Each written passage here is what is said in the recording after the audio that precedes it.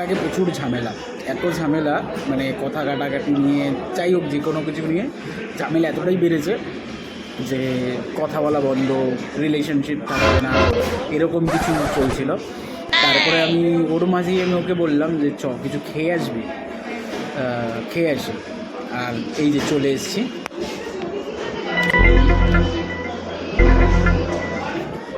ওনার রাগ বলে কিছু নেই, তো দেখো কে রেগেছিস নাকি?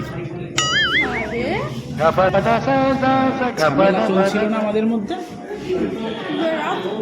ঝামেলা চলছিল আমাদের মধ্যে।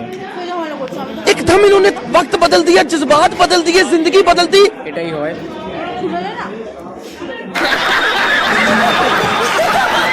মানে ঝামেলার চরম লেভেলে যাওয়ার পরেও যেই খাওয়ার কথা বললাম, খেতে নিয়ে আসলাম, ঝামেলা টামেলা সব মিটে গেছে। তো এরকমই হয়।